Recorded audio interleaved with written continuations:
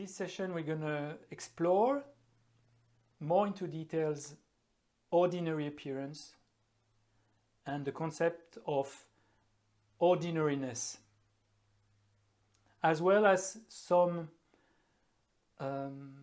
advice of how we could gently break through the ordinary in a practice that's not even Vajrayana, so we don't need an initiation for that, but that is slowly opening to, I'm not going to say extraordinary, because extraordinary seems like it's fictional, but to a reality that is going to help us a great deal in our spiritual effort.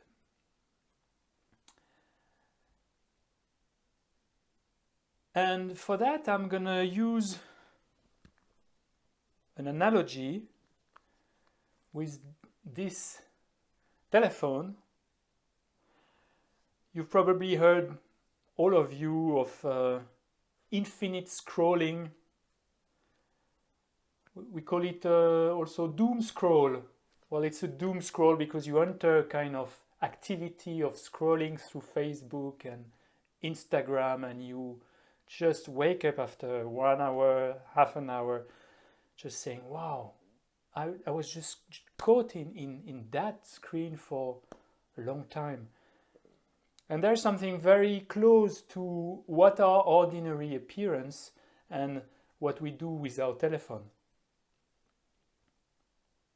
So if I take this telephone and I scroll on Instagram, I have a very small screen compared to what my eyes can catch. The screen is very, very small. But at the time I scroll and I see this video on base jump, for example, you know, this guy who jumped from the cliff and they do crazy things. Immediately this little tiny screen becomes like my whole experience. I forget about my body, I forget that I'm sitting, I forget about time almost. I'm drawn into that screen, and this takes all the reality of my mind. This becomes like so real. This is the magic of movies, this is the magic of screens, sometimes of music. And if I watch meaningful things, it's okay. But what we find often is that these things are a bit exaggerated. And yet we are taken into that very little fraction of reality, and this becomes like an ultimate for a second. And we believe it so much. And it's very close to ordinary appearance. And I dare say that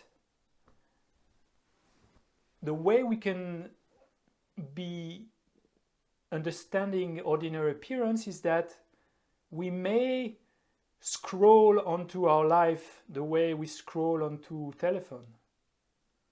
I wake up this morning, I feel like really bad. I look at myself in the mirror, I look like my face is bad, my hair is crazy, I should go to the hairdresser, and it's gloomy, and it's winter in France, and it's bad weather, and I feel, oh. And then this becomes all my reality. This becomes so much what is ultimate for me, like so true for me. But then somehow the moment after, I just encounter something very pleasant, like a good news, and this becomes like my new reality. I swipe from a gloomy video to a very cheerful cat playing videos, and then this becomes suddenly all my reality. And this is very related to the concept of ordinary appearance and the way we believe it, and the way it builds hindrances for us. So you know probably, and we all know, that the best thing to do sometimes is just to drop the phone.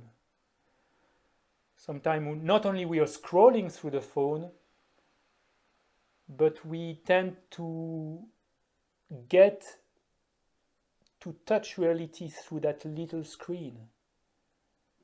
You've probably seen these people in concert. They go to a great concert, great music, and they just look at the concert through their phones. It's crazy, no? Or they go in Louvre. In Paris, I've seen that in the Louvre Museum. So they are in front of painting they would probably never see anymore, like the Mona Lisa or some beautiful, big, and they just see the museum through the screen. So what we would do to break this sense of very little tiny frame would be just to drop the phone and just to be open to the nature, to our senses, to have a direct experience of something that is much bigger. So what is the thing that is much bigger than ordinary appearance that we have of ourselves? This is what we're going to explore tonight. And we're going to try to end this algorithm of ordinary appearance, or to go in that direction at least. So we may start by taking a nice comfortable position. We're going to do a bit of shamatha meditation, calming down our body, breath. So it may be of a nice environment for this evening, in which we're going to be able to better make sense of these topics that are very joyful. For me, they're very powerfully inspiring, and I hope they will be for you as they are for me. And I'm very happy to share this topic, because in my practice this brings so much joy, so much contentment and inspiration. So let's find a nice comfortable position.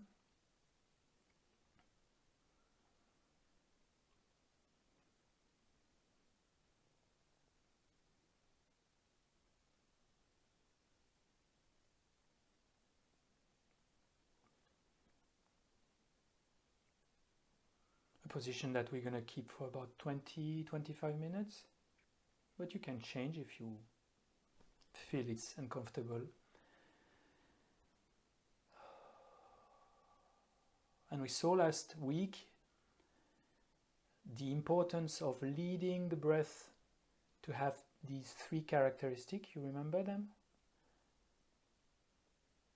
A breath that is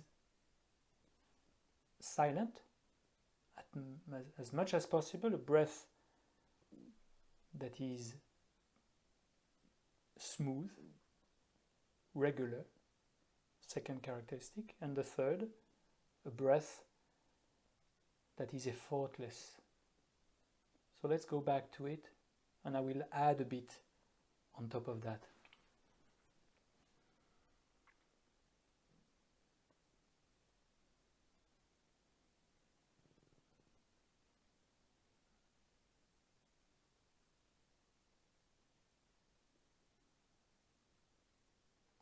So let's adapt our posture for this project of making the breath silent, smooth, and effortless. What physical posture could I offer to the breath, so that it's going to be easier for it, the breath, to have these three characteristics?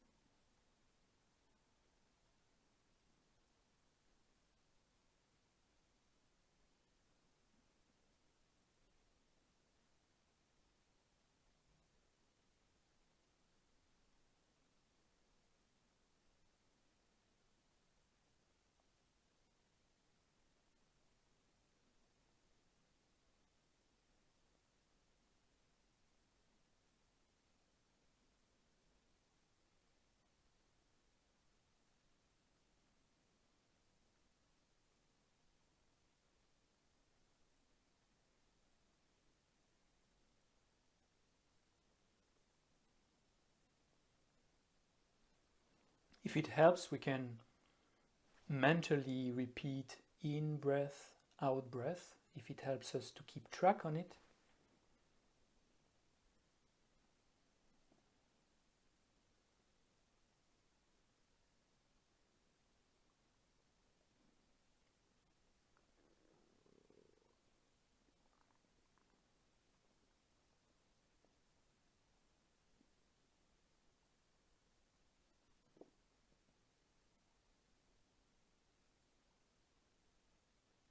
And we start by the beginning, making the breath a bit less noisy if it was before.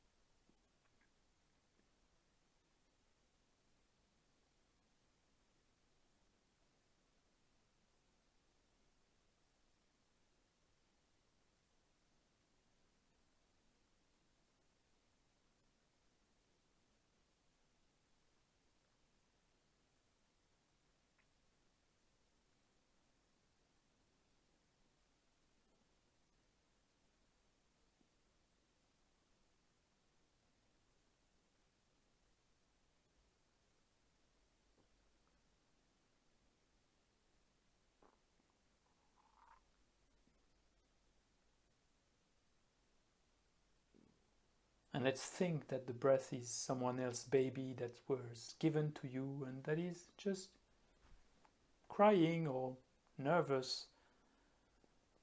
If we think the breath is not our, sometimes it can help to be more kind, to make the breath silent, smooth and effortless. Because we take time, we know that we had a day with many activities and that has an influence on the equilibrium of the mind and body, so we know it takes time.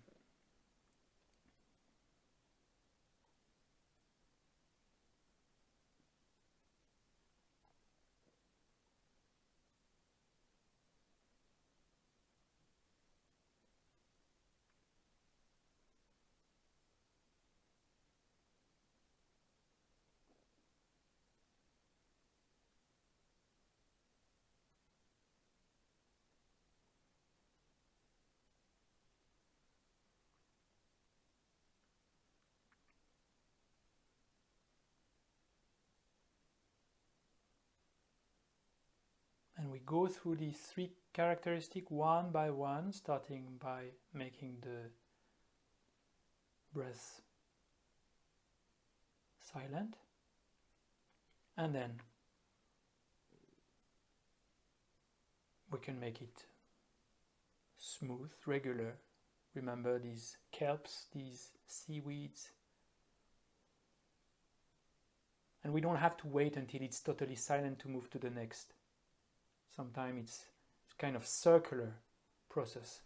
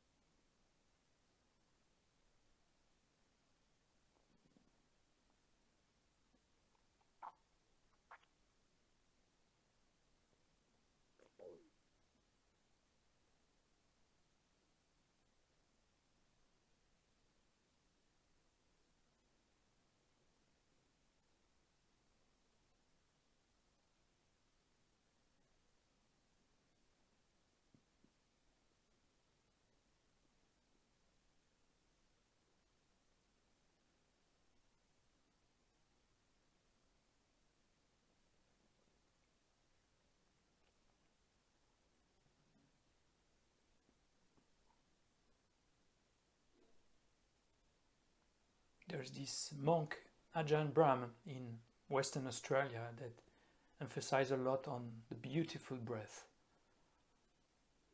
So by making it endowed with these three aspects, let's make it beautiful. Something we would like to stay with, because it's making our mind and body good.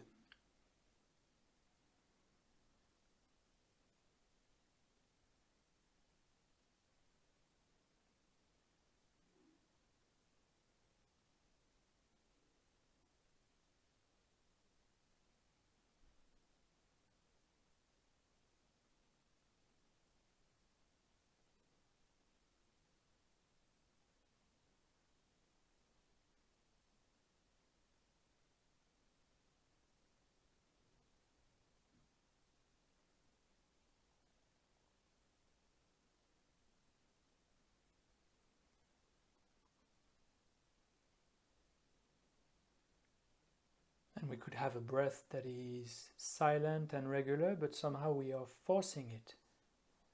And when forcing it, it's unpleasant, because we would like to breathe more and we just diminish the movement of our abdomen and we feel like suffocating. So we have to make it effortless.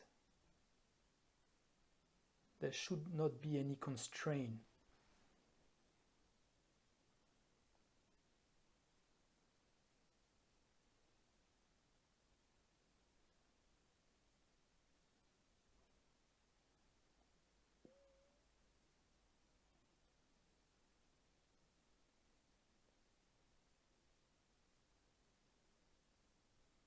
And we keep track of the in and out breath. Sometimes the more we are focused on the in breath, knowing that we are breathing in when we are breathing in, and the same for breathing out, this will make these three characteristics come more naturally by just focusing.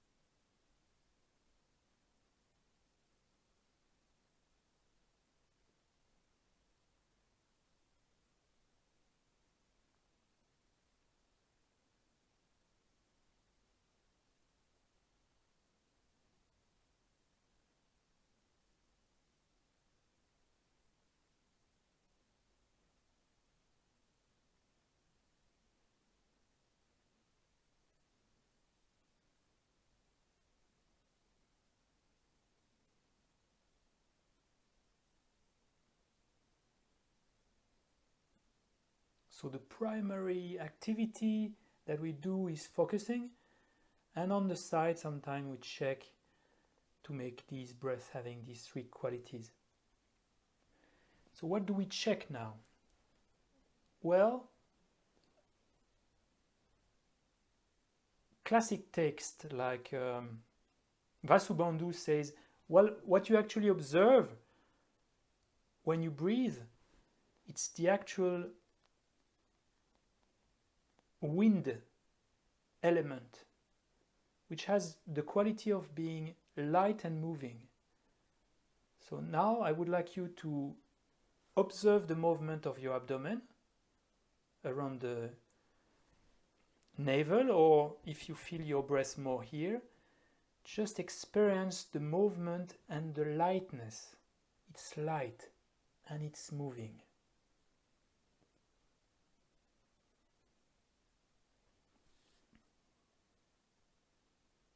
Experience your breath as being light and moving.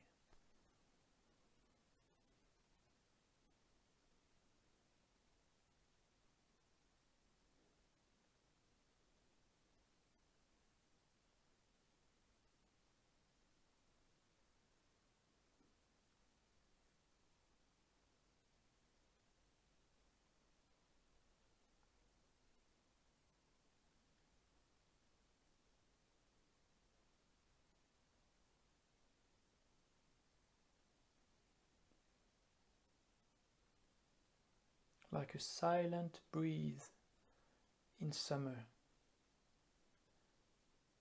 It's smooth.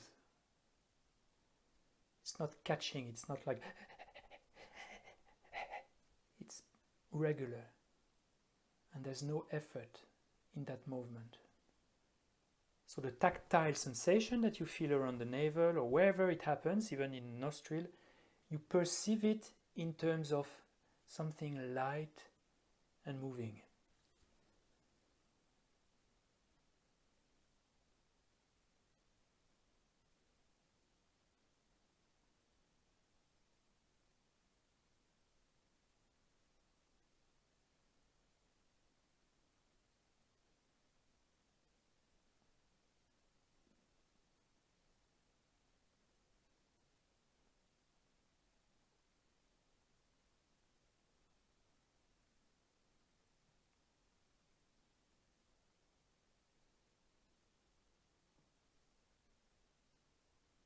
Really as if the body was totally empty, hollow, and there was some breeze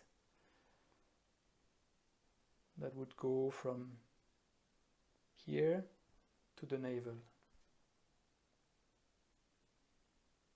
Like if the body was a house and you open the window and there's some kind of movement from the nostril to the navel.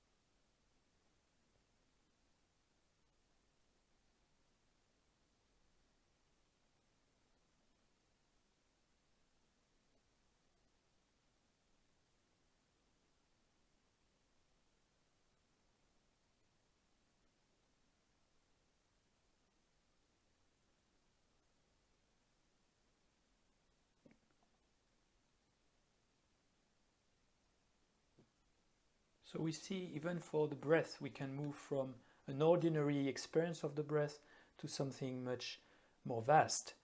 And actually, Vasubandhu says that, and Asanga as well, they say that there is the gross breath from the nostril to the navel, but there is also the subtle breath that is everywhere in the body. I think that's particularly Vasubandhu, Indian master, great yogi that is presenting that. And we see that also in the tradition of Chan Buddhism in China with Chamana Zheyi, who is very important master, which present that for calming the body we experience breathing through all the pores of our skin, as if. So now if the breath is wherever there is a feeling of lightness and movement in the body, let's try to do a small test.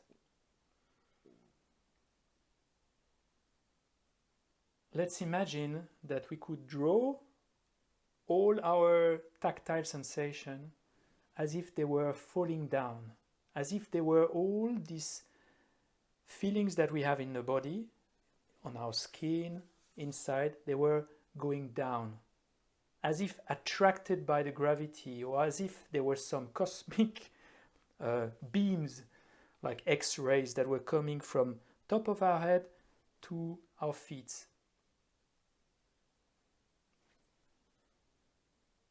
This is an indication to take now the breath more in terms of the global breathing of the body.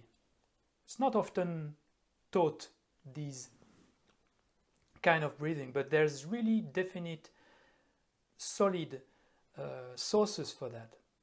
And obviously we find that in Vajrayana, with the subtle body, the winds, the drops, the channels, etc. But even in the sutra, we can work with that. So imagine that when you breathe in or breathe out, there's an energy that drives through the head to the toes. Let's try.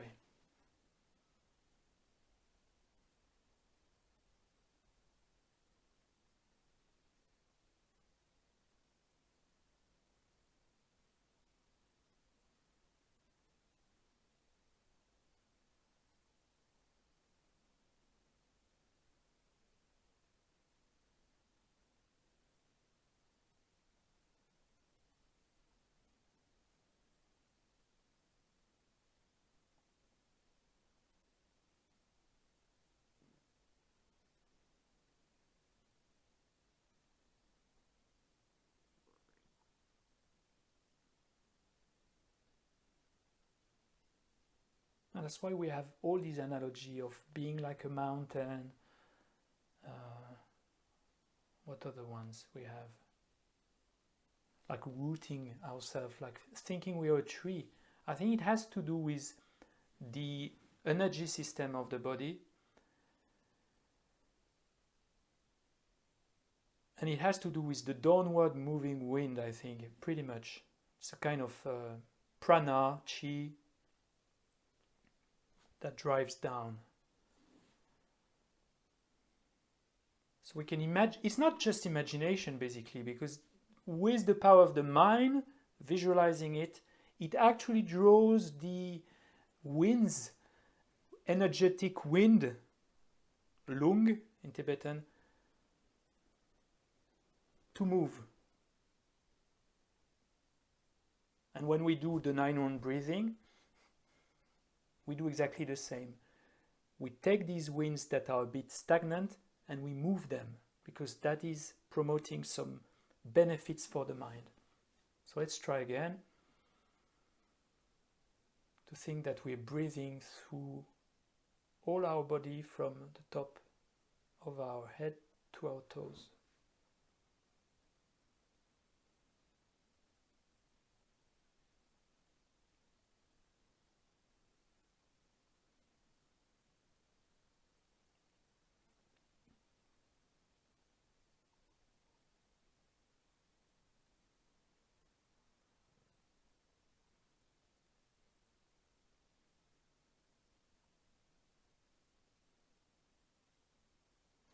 As if a stronger sense of gravity. And when it happens, you can stop and say, oh, I feel something. There is something. It's not just imagination. That's what we do in Qigong or Tai Chi. We learn how to move these energy by the power of the mind, or power of movements also.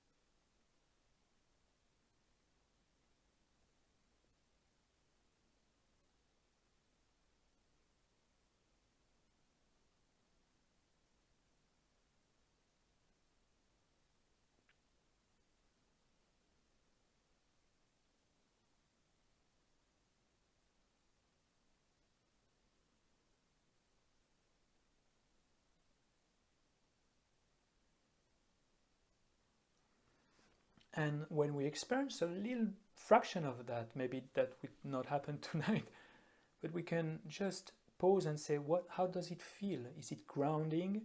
Is it calming? What is my experience?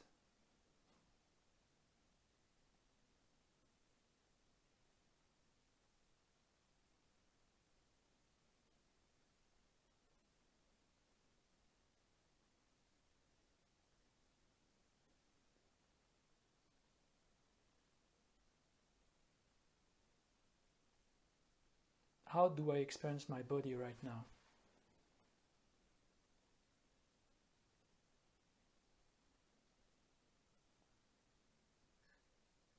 Is it a bit more quiet?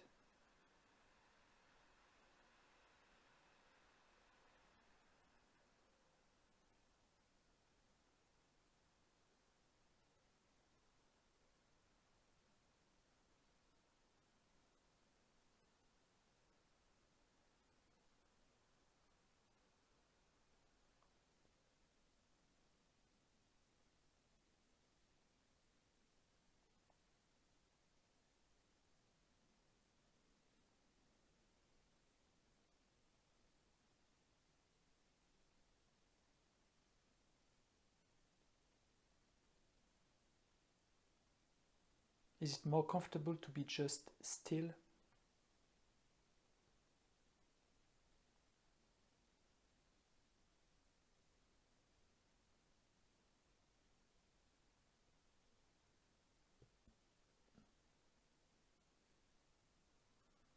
And now we're going to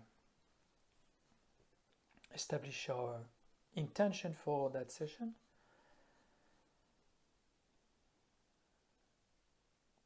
That by observing this topic of breaking through ordinary appearance, we may unlock our potential, hopefully,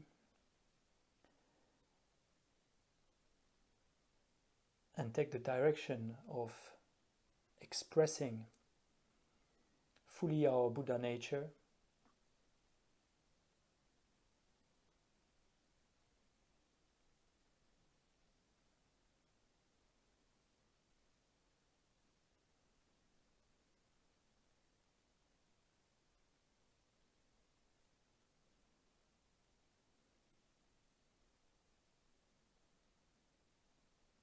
May we keep reminding ourselves of the big picture, that we are much more than what we just seem to be when we look at us in the mirror in the morning.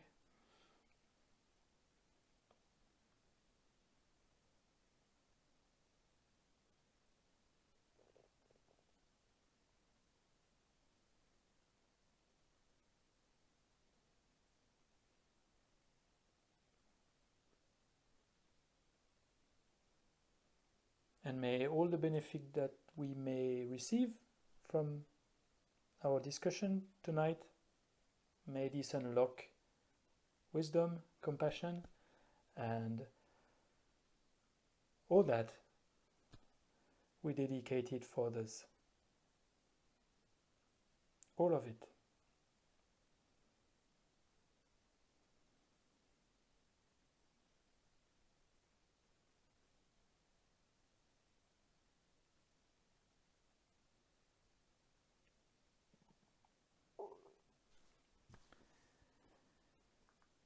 Okay.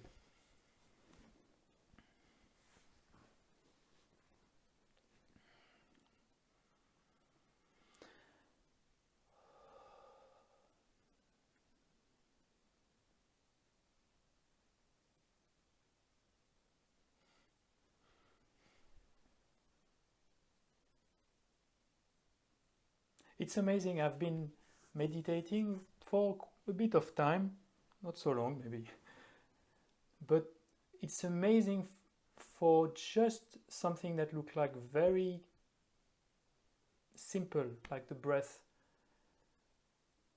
all what we can draw from it. It's amazing.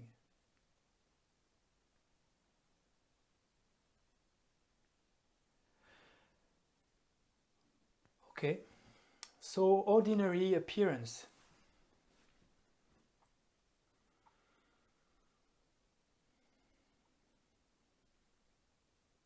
So we had a week to reflect maybe a bit on these ordinary appearances. Now we're going to see what are they really, how they are described in the text, and maybe more importantly, how we can train to gently break them.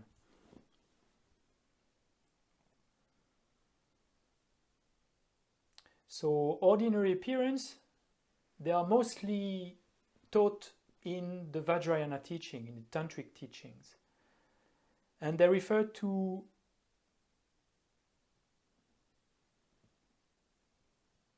let's take an example. They refer to if I perceive myself as just being this body, this mind, well, I'm just this body and mind that I get sick, I'm tired in the morning, I'm just also gonna die and get old, and well, these are ordinary appearance. And in what prevents someone from becoming a Buddha, these are the ordinary appearance, but also the grasping at ordinary appearance. And the grasping is the belief, this is so true. This is the belief that I'm only this, existing inherently as this, well, guy that find it hard to wake up in the morning. This very narrow self-identification that we saw last week. These are the two main obstacles in Tantra to become enlightened. It's amazing. Well, behind, obviously, there is afflictions, there is grasping, ignorance, karma. So, to get a deeper sense of what are these ordinary appearances, let's go back to the telephone, to our infinite scrolling. So when I'm scrolling on Instagram, there are three things that I can say. First is that the frame is tiny compared to what exists. Yeah, we can watch a video, we can watch a movie in something that is such a tiny fraction of what our eyes can see, and yet when we are drawn into it, it fills all the mind, as if there is no more screen, as if we are having a movie theater inside our mind, kind of. So this is very ordinary because it's a tiny fraction of reality. But it's not the only problem we have with those devices. Is that often we are scrolling and we have information, but many times there are exaggeration on the screen. Like AI building a story. We had this like few weeks ago. Someone made a video in France as if there was an actual coup, as if the government was like a group of people were taking on the government, and someone like a journalist next to the same saying, President Macron was actually there was a coup, and people started to believe, and for a moment it was a bit of chaos. So we believe it.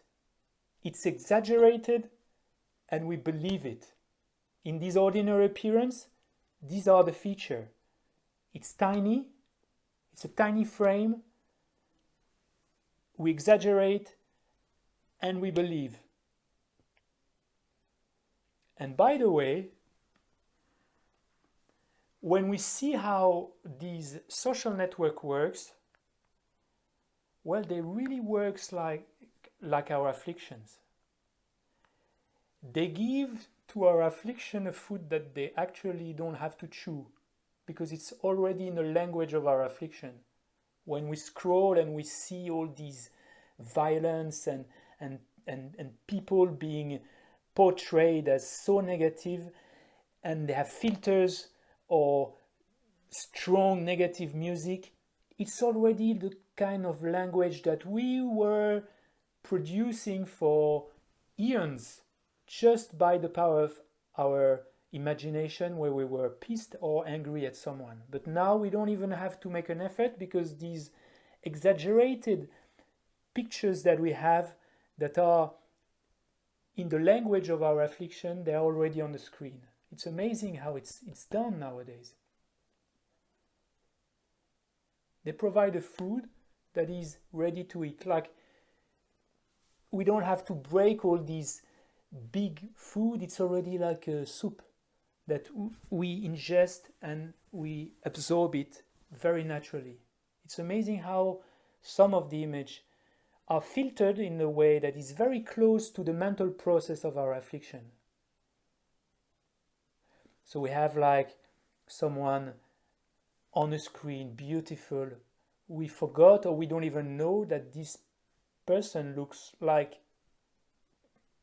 okay, but by the filter that that person has put on her camera, it appears to us so true, as beautiful, and for that time it fills all the space of our mind. Oh, I wish I could meet that person, or be with that person, or have the same hat or the same dress or whatever.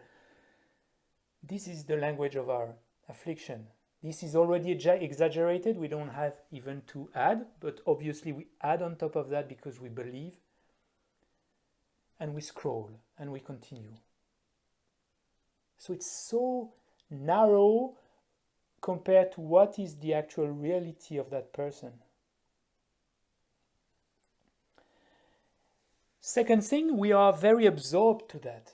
When it happens, it fills our entire reality. We lose track of time a bit. We are absorbed. And it's the same with worldly appearance, ordinary appearance, sorry. Oh, someone got mad at me at work, it's a bad day for me. And then it fills all the space of our mind. This is our only reality for a while. So we are absorbing ourselves into that, forgetting about the way we breathe, forgetting about eating sometimes. And the last one is also very close to our affliction, in the telephone, in the swiping. That's why it's, I think, a good analogy for ordinary appearance and our grasping to it, is the algorithm. Algorithm for social network is very close to karma, basically. Because the more we stay on that, we don't even have to like, the more we stay on this image, on this video, well, there's an algorithm that knows that, and they're going to push more of that. And obviously, the more we crave to ordinary appearance and the more we grasp at them, the more it's going to be repeated. For as long as we grasp at this ordinary appearance of ourselves being just me like that, the more we travel in the endless algorithm of samsara. That's what is presented. So the algorithm is very smart in giving us something that we have no choice over. We don't choose what we're going to have. It's the same with our ordinary appearance. It comes like that. And it becomes a habit. We build a habit of content by scrolling. So that was for the telephone. But then we can do the same.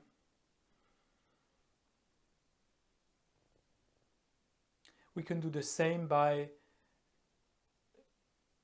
losing track of the big picture of what we could become.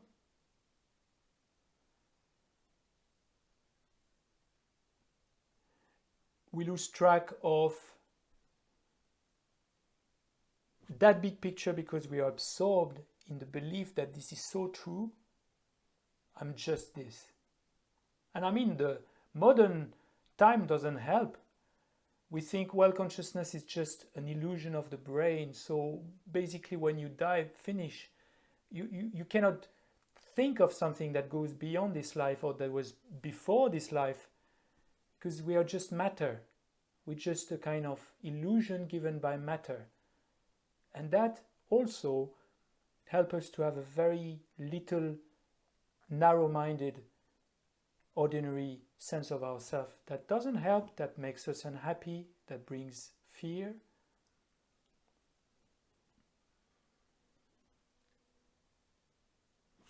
And that sense of ordinariness is perpetuated over and over again.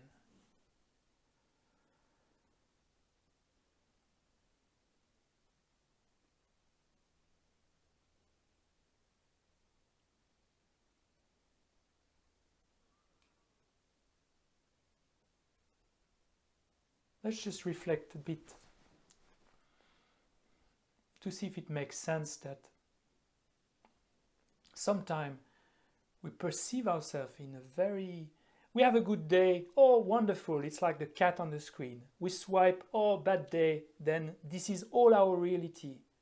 And we are tossed there and here by our views that come with no choice. Like a video that comes, suddenly we had a cat video, it was so nice, or like a wonderful cake and suddenly I get the war video. I don't choose. And how much we change from one view to another. This is really the sense of ordinariness. That at no time in that swiping I get to sense the big picture.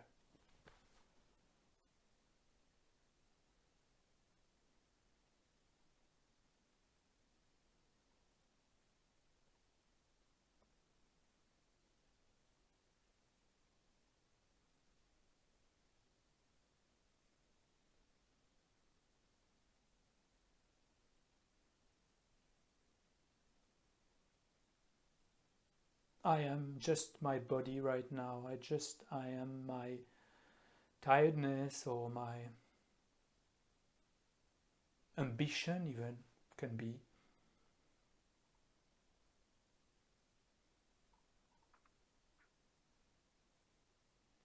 I'm just this.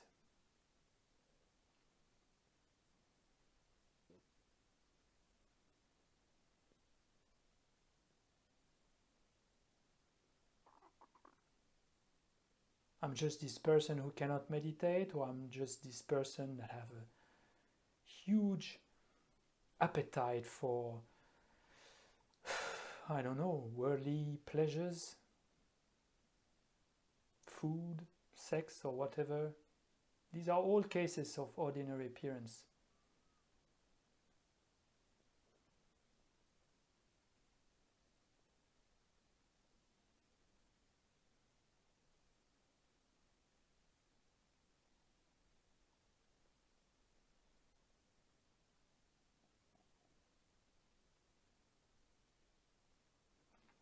But there's a big difference also.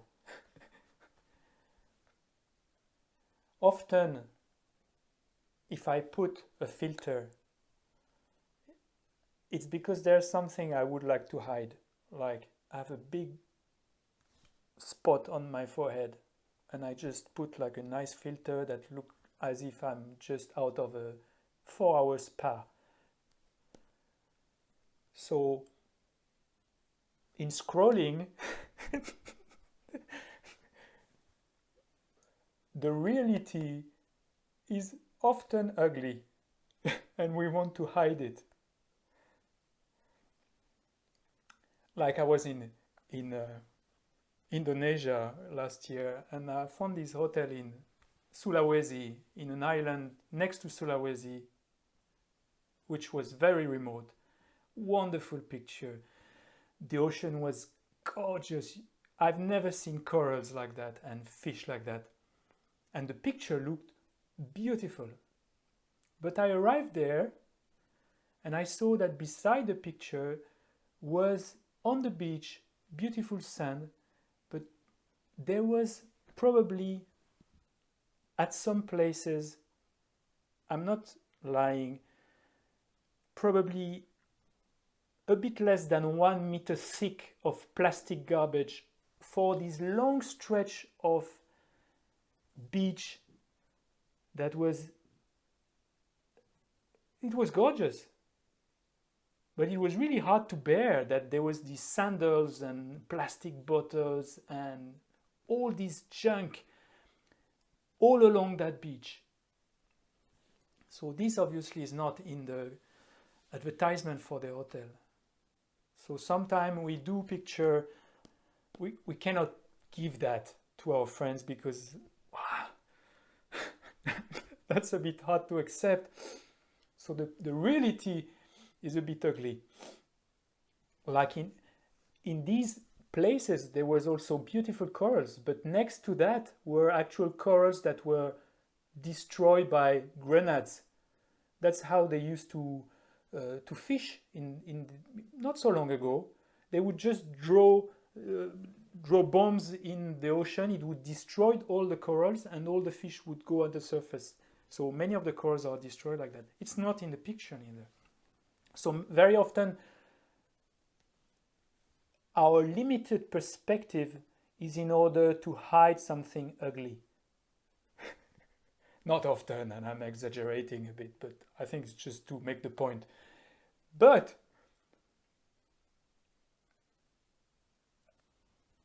that's the difference with our ordinary appearance in what is presented in Buddhism. That the ugly is the actual ordinary appearance. The beautiful is actually breaking those ordinary appearances, because then we catch up with something that is immense and extremely beautiful and inspiring in the practice. So if we would have to practice that a bit of every day of it, wow, it would bring a lot of joy, of beauty, of meaning. And that's what we're going to see in the second part. So in the text again, what is considered the ordinary appearance is ourselves as samsaric being, basically. And grasping at us being inherently existing is the actual grasping at ordinary appearance. These are the two causes that prevents one to become a Buddha. These are the important points. So, we saw last week, and I gave you a little riddle about memory. If I'm just me right now, impermanent, changing moment by moment, how can I say, and how I can identify myself with something that's not here now? How can I say I was that? I was a baby. Well, what do you mean, Francois, when I was a baby? Me with this mind and body, I was the baby, so I go back in time? Doesn't make sense, right? I will become enlightened.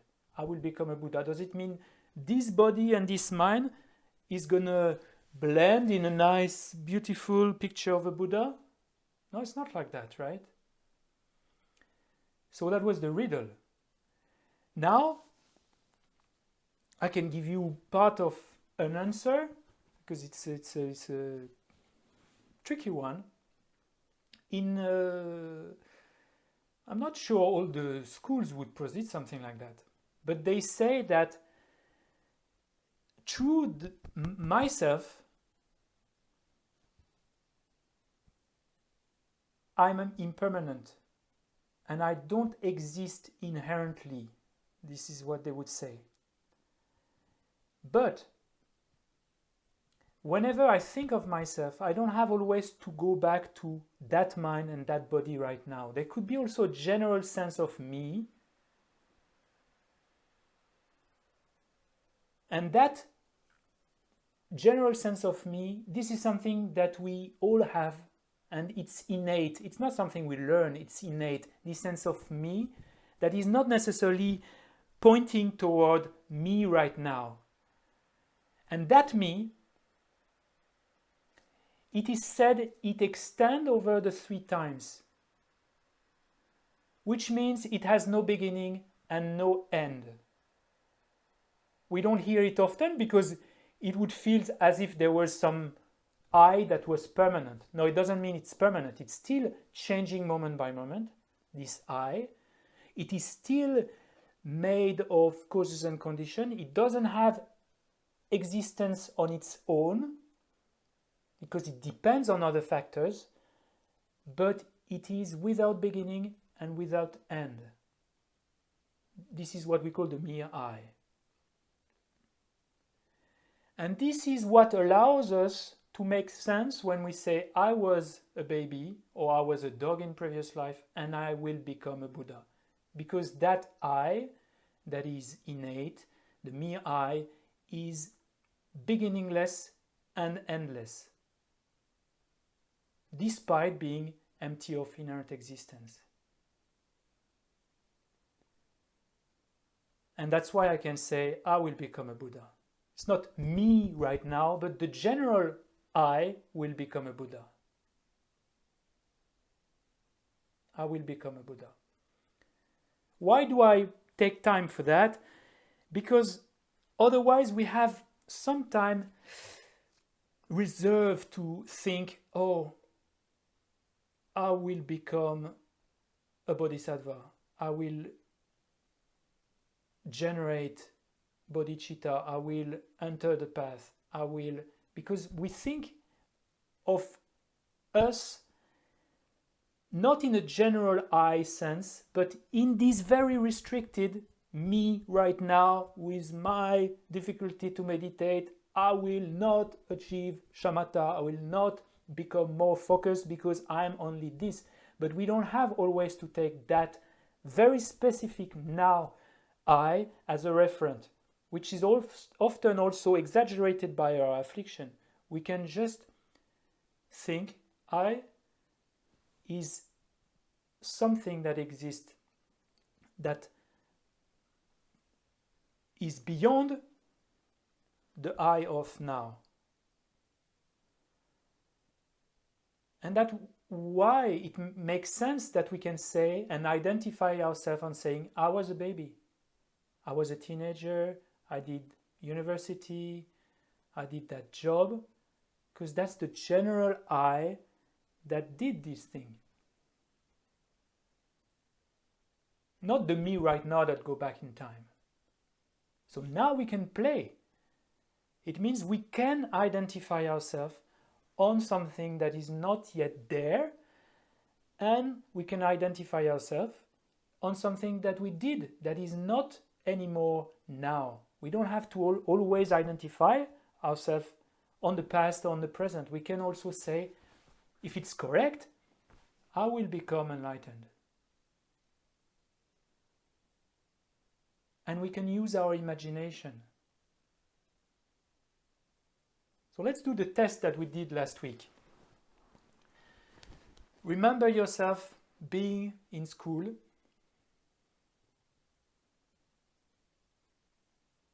And not use the past tense. Just think, I am in this courtyard.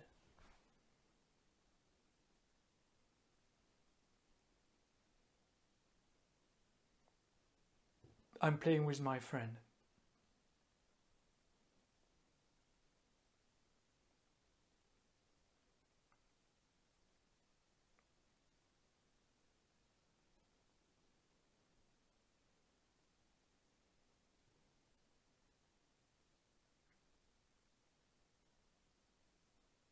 It's a valid memory. And it's not me going back in time. It's correct to say I was. Let's do that. Continue.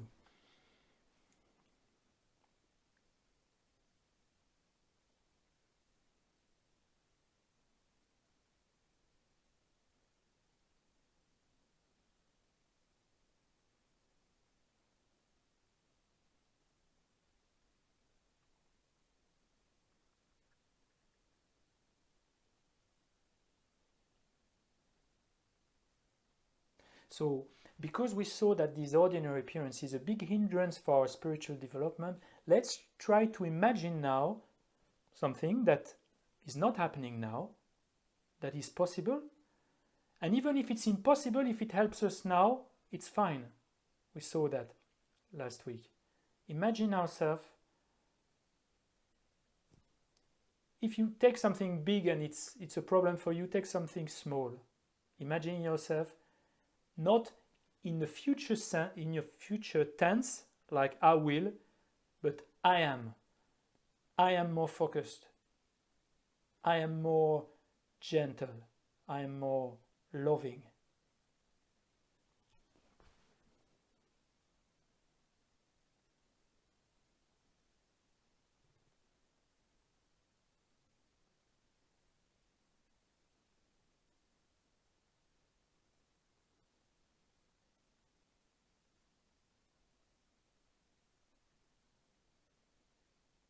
Imagine you have it now.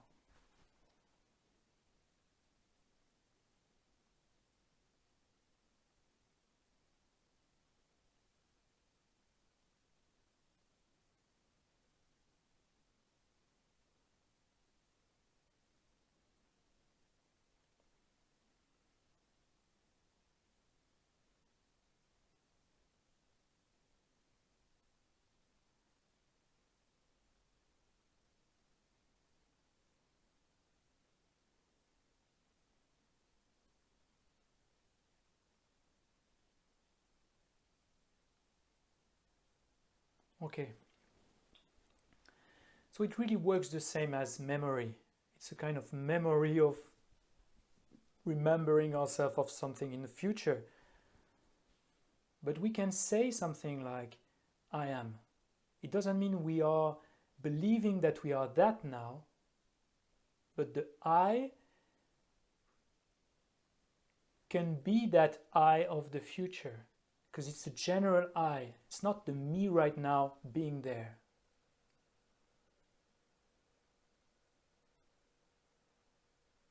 And there we use something that is the accomplishment of our qualities and benefits. And when we really feel as if it's happening now, this is very empowering, because this is the opening of the big picture to what we can become. And this is at the core of loving kindness. In loving kindness, we start, how would that be if I was? Loving kindness for ourselves. How would it be if I was more patient? So we have to use that as if we have it now, because it will unlock our self-deprecating mind and etc.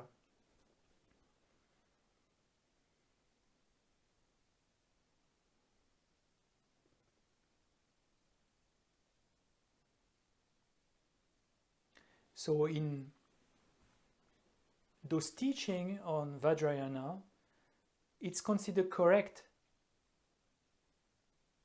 to imagine that we are now a Buddha. To imagine, so it's not reality, that we are Buddha now, because we use the same as this memory onto the future. I don't know if it's clear. I hope I'm not too confusing. Because these are, I don't find a lot of explanation on that. But in practice, I find it very, very meaningful, because it works a bit the same with loving kindness. So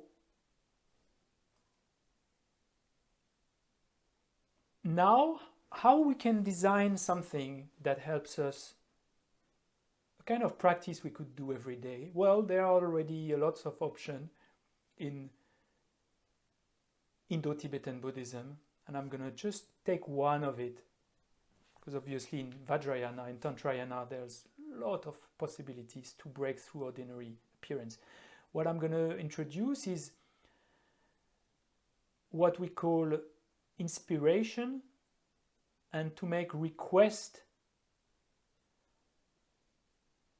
to our teacher or an inspiring figure, but first let's go just to an aspiration. If we want to break through the ordinary appearance we have ourselves, we have to spend time every day to wish for that. It cannot come otherwise. Again, we cannot be enlightened without wishing for enlightenment. We cannot reach shamatha without wanting it. So it would be great if every day we had a bit of time thinking, what do I wish?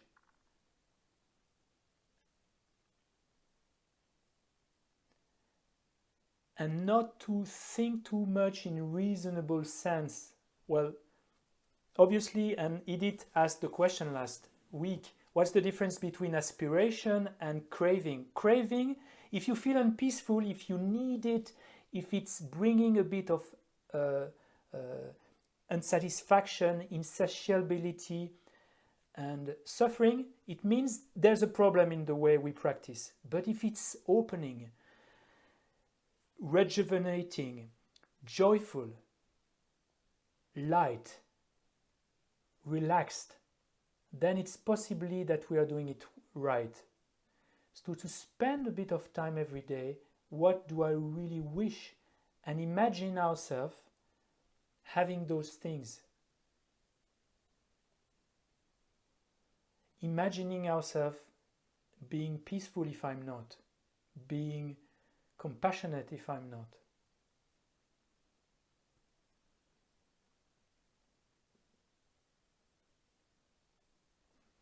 Obviously, all the practice that helps to understand that it's possible actually to have more will help. So these are the teaching on Buddha nature, these are the teaching on the nature of the mind, these are the inspiration from a teacher.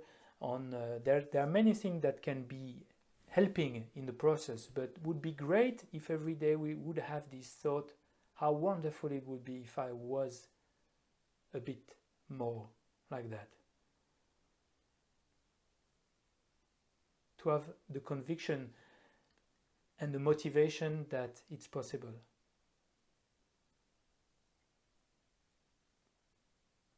And that's not the easy part. When I was in retreat for 3 months, there were days where I thought, oh, I'm not gonna make it. I don't think I will progress. I go back to the beginning. And this time it's very hard. It was very hard in my mind to imagine, or I could visualize myself reaching shamatha, for example. And then I had no energy and it was really hard to meditate and I could not focus basically because I lost the big picture. I lost the thought that I could eventually attain these states of concentration. And the cure for that in shamatha is to just, well, there are many antidotes, but to imagine having it again. How would that be? I am now having it. My mind is totally quiet. Same as when I imagine someone which I'm angry at, I imagine this person being happy. It dissolves my anger. Well, in the same way, I do the same for my future, and it helps me now.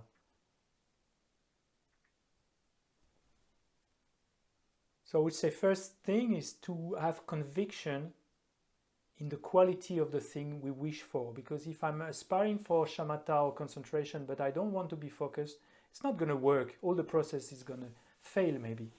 So to see the quality of the thing we would like to achieve, spend time imagining how would that be if I was more peaceful, more kind.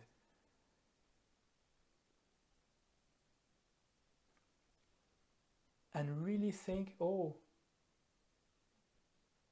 as if I'm actually reliving or imagining up to the point that it makes no difference between imagining and thinking I have it now. This level of reality in our imagination.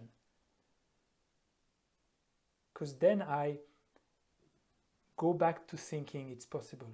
That's the most important. I go back to thinking it's possible. So, first step is to see the benefits and have conviction that there are some benefits. The second is to wish for that. I wish I could have.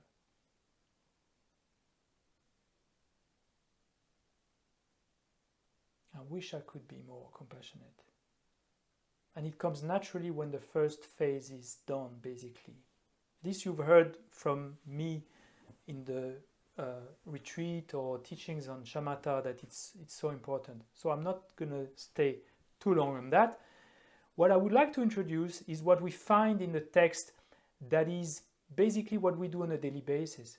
We do this same process of conviction in the quality and aspiration, but with regard to an enlightened figure, a Buddha, a Bodhisattva, a teacher, someone we find inspiring. Could, I think, maybe even be our future enlightenment, our future Buddhahood. So basically, the first step is we do request. We do request, and it's very hard for us sometimes to think of the idea of asking someone as if we would think he's not there. There's no one hearing me when I ask for inspiration or blessing, or it's kind of silly imagination. Sometimes that's our feeling. But it's not for them, we do that for us. We think and we imagine being in front of a very inspiring person that has a lot of quality, and we ask what we wish for in our life. And there's a point in which this becomes tangible. It becomes like, oh, yeah, I feel like I'm really asking someone that is very important. And again, it can be our future Buddhahood. Imagine ourselves in the state of a Buddha in front of us, or enlightened figure, or someone having much more compassionate. We could say, in modern sense, our future self, because we hear that a lot. Could even pick that and ask, because in asking, we are actually training in wishing for something, in aspiration. I wish, may I be more compassionate, may I have wisdom. And this you will find a lot in Indo-Tibetan Buddhism, this request to the teacher. But it's mostly because we train in every day having this aspiration for seeing the big picture, for breaking through the ordinary sense of ourselves. I wish. Please. We do request because we understand the power of aspiration. Aspiration is behind loving kindness, it's behind compassion, it's behind all bodhicitta, is behind so many things. To aspire, to train in aspiring again and again. So this is one part that we often do. And the second, it's a bit controversial because the translation is not so good. It's blessing.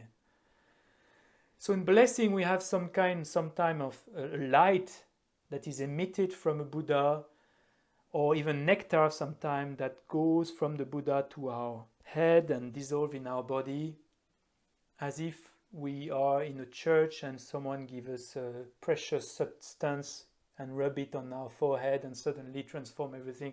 Well, blessing has a very religious taste to it. And we basically imagine that these colors and light, which are just symbol, they are literal. We take it very literally. What is blessing?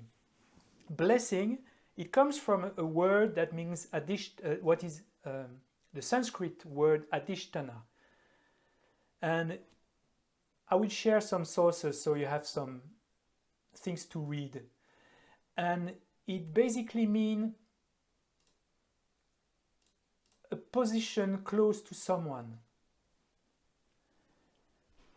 And the way I'm going to present it, the blessing, is imagine, I'm sorry, my analogies are very bad, but imagine you are invited to a fashion show.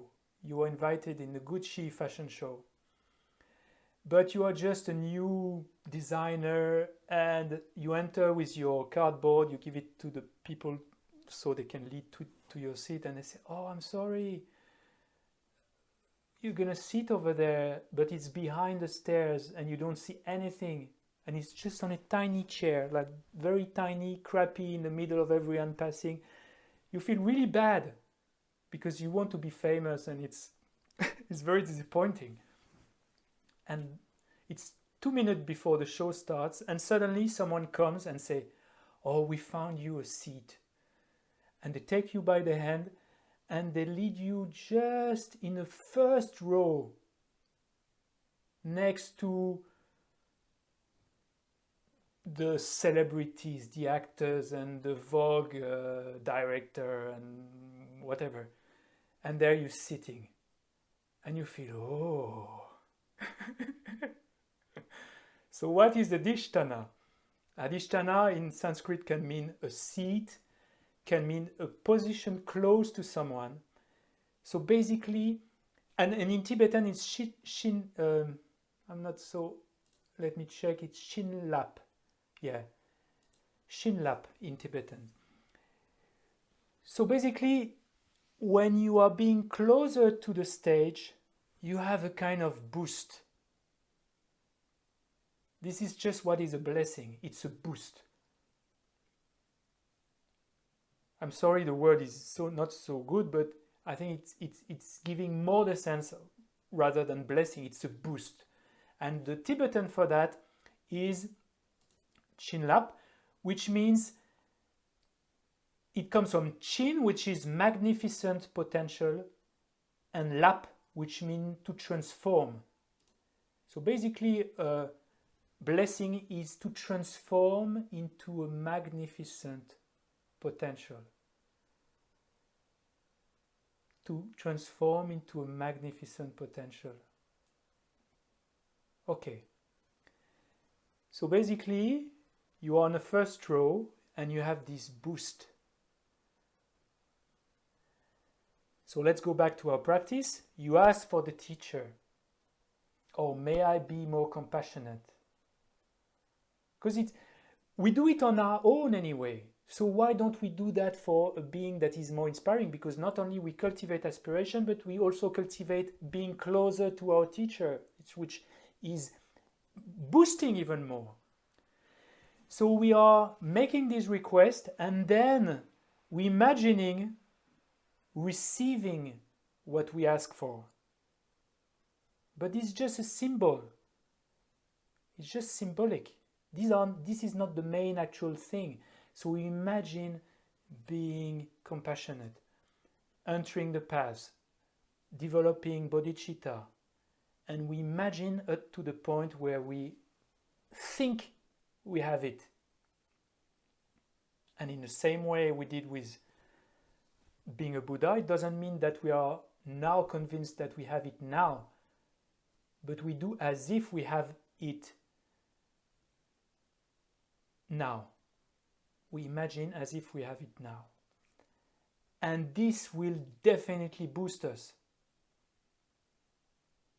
This is going to be the blessing.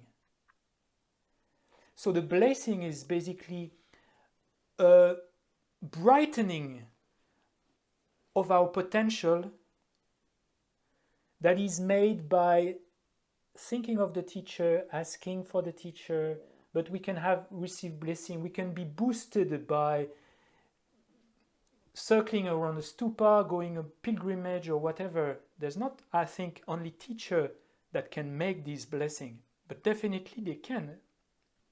So it's being boosted. Because when I remind myself I can have these qualities, wow, every day, for those who do guru yoga, yoga of the teacher, what happens at the end? You ask something a bit crazy. You ask for the teacher to merge, to unite with yourself, to become undifferentiated with yourself. Well, if it's not empowering, and it's not just making your own soup, it is in most of the Guru Yoga text. You imagine the Guru with all these quality dissolving into light, entering your body, becoming totally one with yourself. And this is the same process.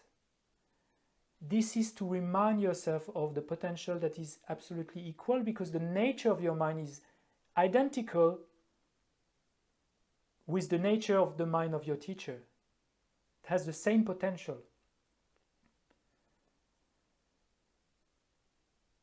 And that is very boosting, to start the day with the idea, oh, I'm much more than this lazy,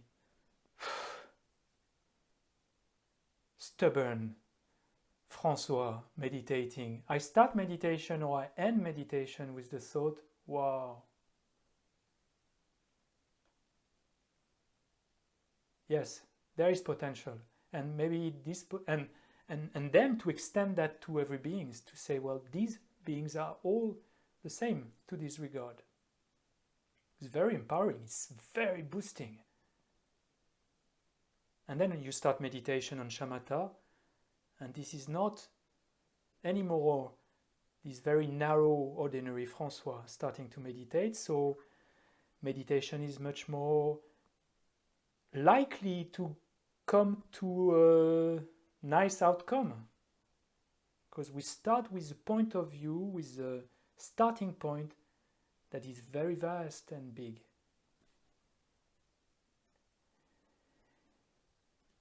And I would say, even if that was not true, that we had this potential to become a Buddha, that would still be helpful for us now to imagine it like that. But on top of that, it is possible. And that is what we are engaged to yearn to understand, that we actually have that potential. And for that, again, there is the teaching on emptiness, understanding the mind, understanding Buddha nature, etc. They are all clues that can help us to build stronger connection and conviction that it's possible.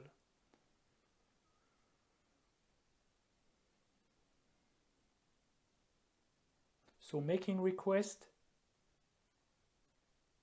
to train for aspiration and imagining have it now.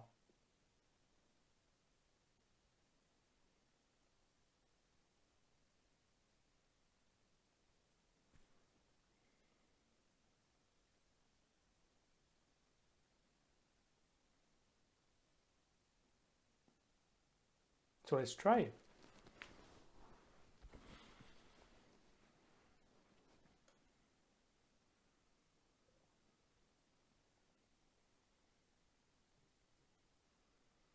And those ideas are mainstream now. They just have different names, tapping onto your future self, positive thinking, visualization of, I don't know, there's a lot of these words that are used.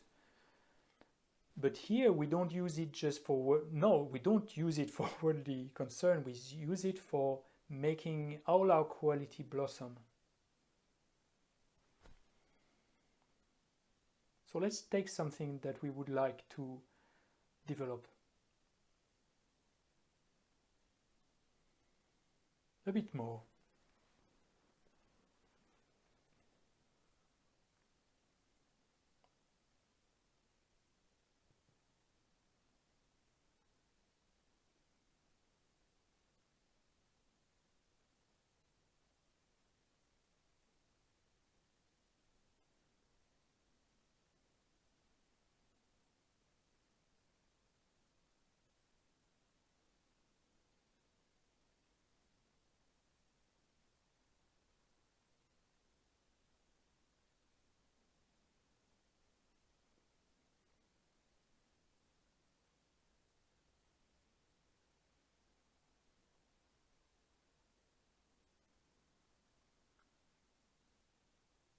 And let's imagine in front of us an inspiring figure.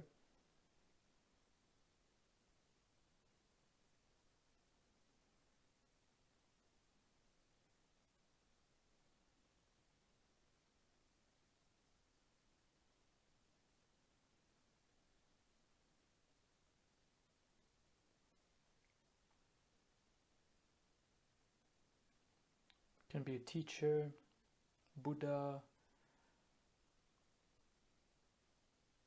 If you're not Buddhist, it could be a rabbi, or I don't know. Many options are possible.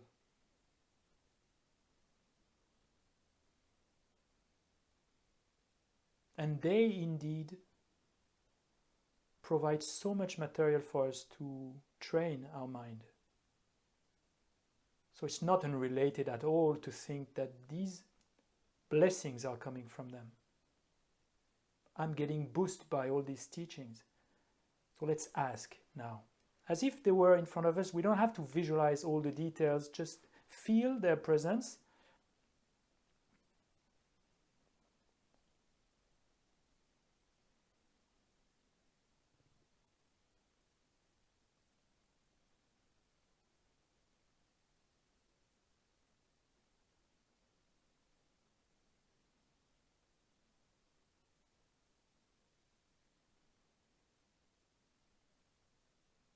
And honestly, sincerely, simply ask. Please.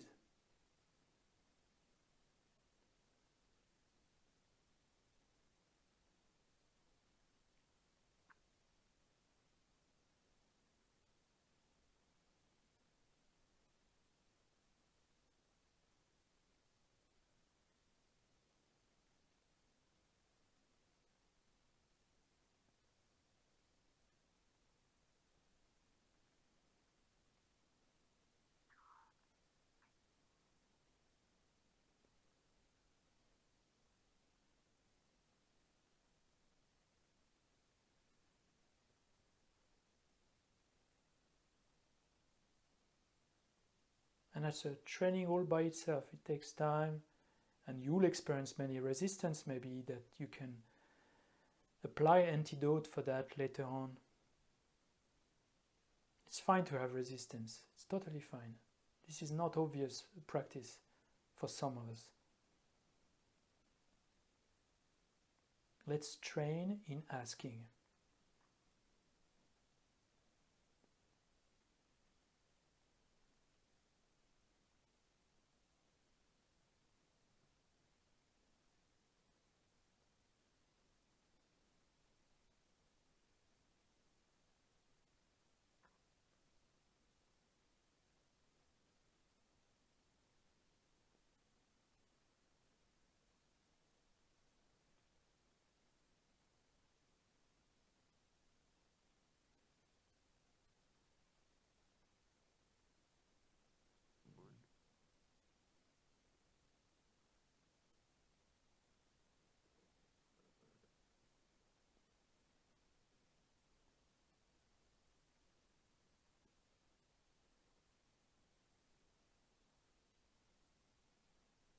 And that's something we can do a bit every day.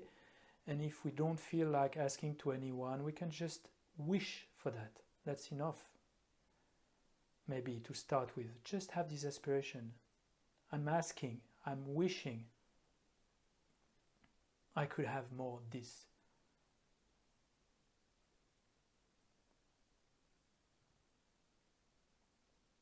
And now comes the part where we can use visualization. They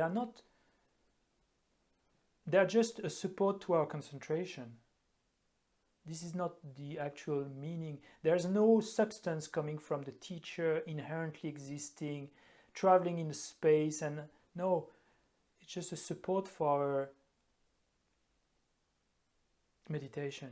Imagine from the heart of the person in front of us is a light coming out that carries all the things that we want, all the things that we've asked.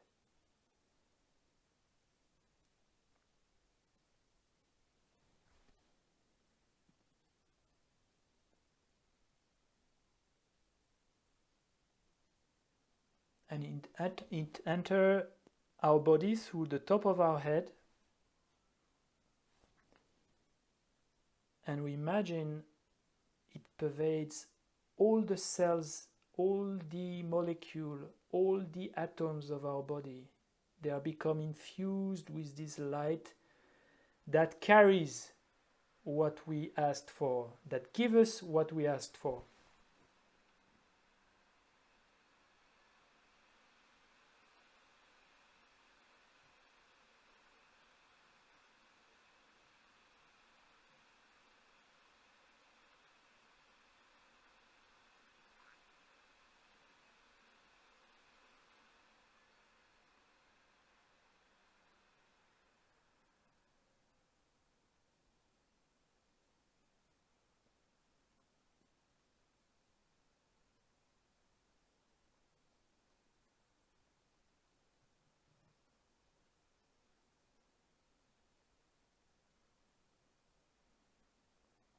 And meanwhile, that light can bring some clarity to our body, a sense of lightness. It can bring relaxation. It's fine. The text really mentioned these two, clarity and relaxation. Our whole body becomes bright, as if all the atoms were emanating some kind of little light. But that light had a flavor or had a special taste of the thing we asked for. And it gives us our entire body, and our entire being is now totally filled with what we asked for. We have it. Let's imagine we have it now.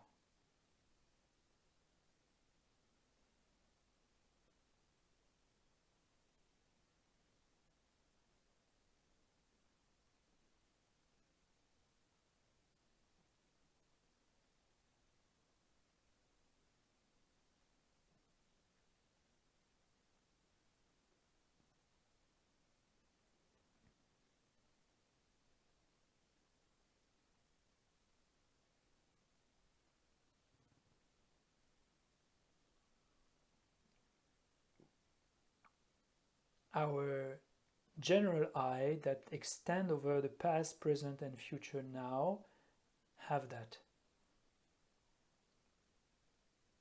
It has that. It's endowed with those qualities now.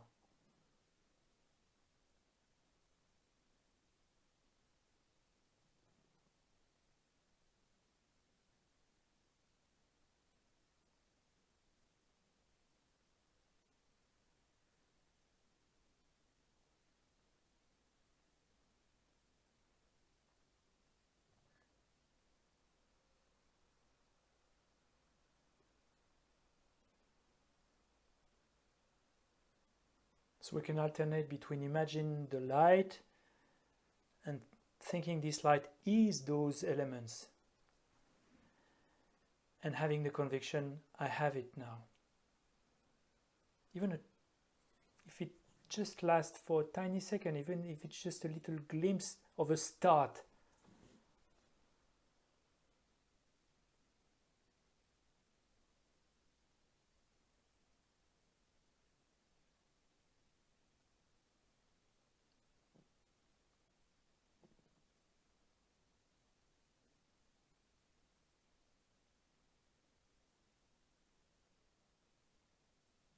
And that's what can break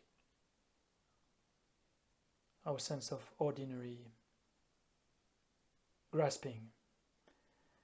That's what can break the algorithm of ordinary appearance. We remind ourselves of our potential.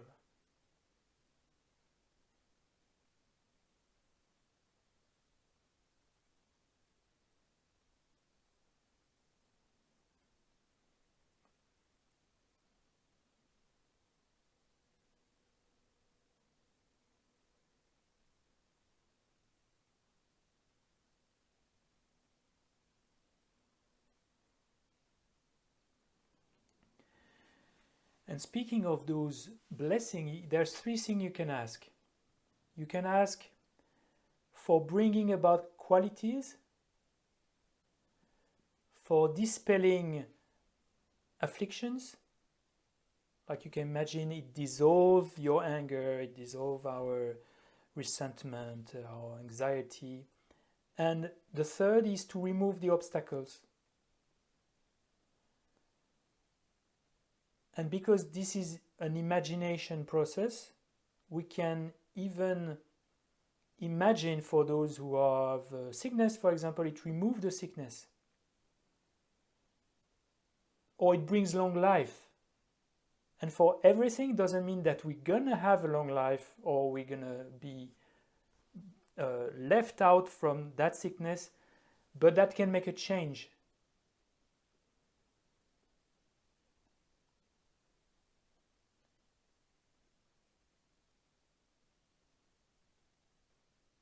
So it purifies our negativity, it brings about positive aspect, and it dispels the obstacles. These are the three elements that are often referred to in the ask, in the request for blessing, in the request for inspiration.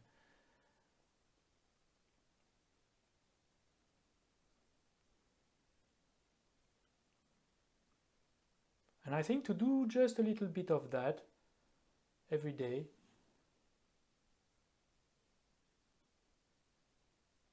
and I do it more and more, and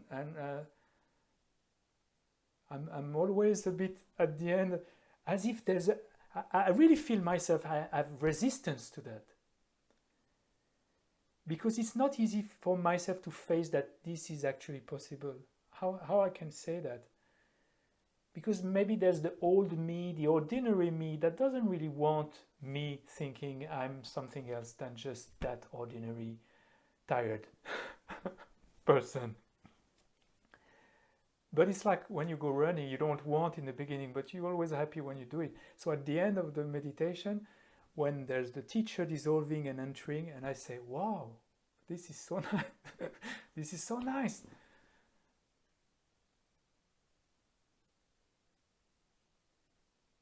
And then if we can keep that during the day, wow. And to extend and to look at the others like they are future Buddhas. At Nalanda, the ancient monastic university in India, northern India, they had this training. When they were in class, they were all considering themselves bodhisattva, and they would see the teacher as a Buddha. Wow. If I was to see in what we face in the world today, those challenging figures having the potential to become a Buddha, and as if, well, it's not as if, as future Buddhas,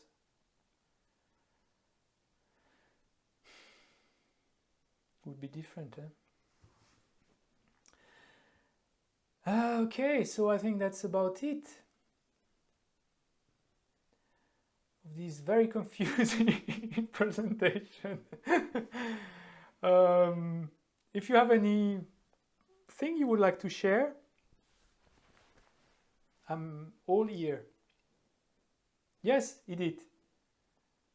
First, I have something that came to my mind, that it's like shifting the way you think. Like, we used to think that if I practice and I work on something and I really practice it again and again and again, then maybe someday I become enlightened or become like, even not Buddha, like more compassionate and more patient. But in a way, it's like shifting the pyramid. It's like not working from the bottom and all the afflictions to it's like being already that, and then all the afflictions and all that's what I felt. Yeah. It's a bit like when you imagine you can taste the cookies before actually cooking them. Yes, I can be that. I can smell it. Yeah, you don't have to wait. This is the beauty of this practice. We don't have to wait for having those things to start to benefit from it. Because actually there is no time. Yeah, that's, yeah. So if we imagine properly and kind of summon, invite the proper notion, but when you invite someone to your space, you have to open it. Yeah, you're absolutely right. When you have this attitude of asking, you put yourself in a kind of very open, vulnerable, moist posture that you are then more receptive for bringing a result. To ask genuinely for a teacher, wow, this is an act of openness, and you put yourself under the protection of that being. It's a very humble practice.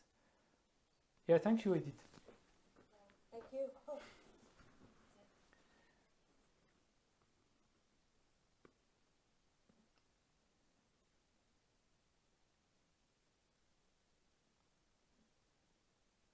Another one, maybe?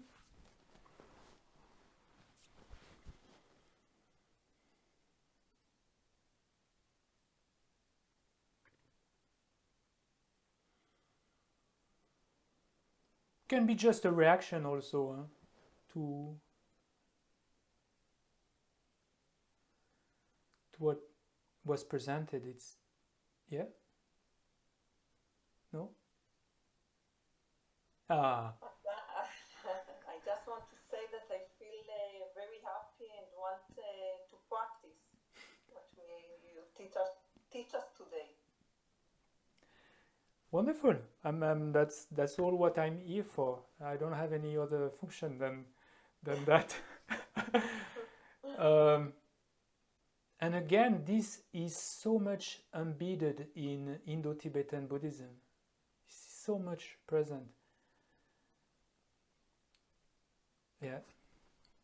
Thank you. Okay, so I think this is time for dedication, and then we'll have the wonderful text to read together.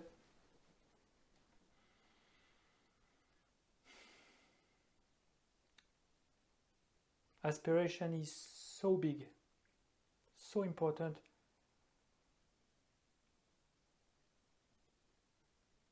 Up to some point in retreat, sometimes I say everything is about loving kindness. Everything is about wishing beings to be happy, included us.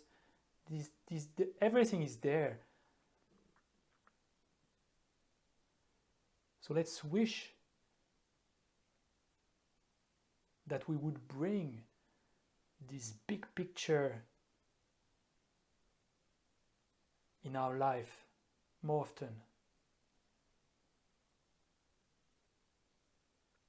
So we are not easily prey to these narrow, ordinary views of hatred, resentment, hostility, jealousy, miserliness.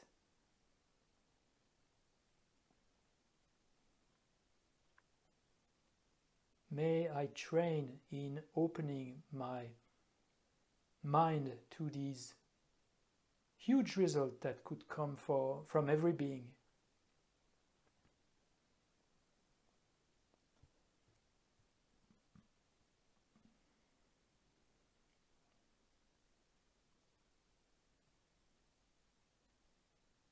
May I never stop to practice these aspirations and receive the blessings to be nicely boosted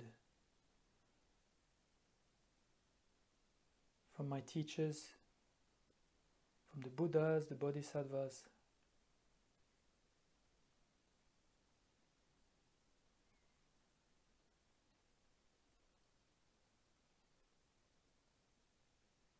And may all my friends, my family, touch this huge spring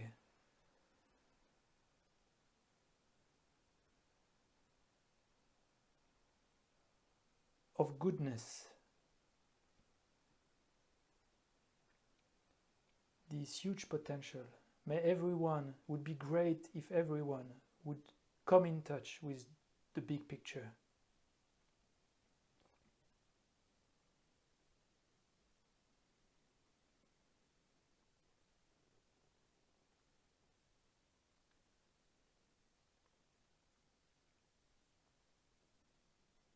that all who are sad, anxious, know the method to break those,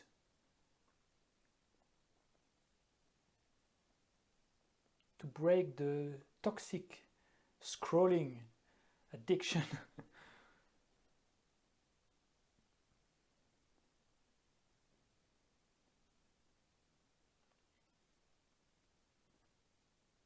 And leave the realm of fear and suffering forever.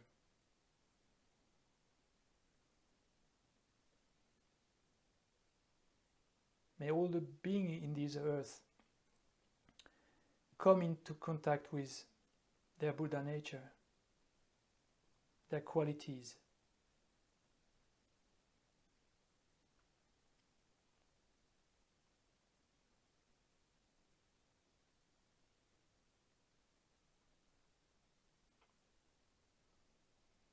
And all what I've done tonight, may it never be wasted,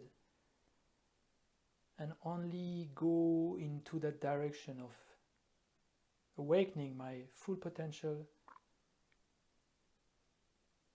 and allowing myself to unlock the potential of others.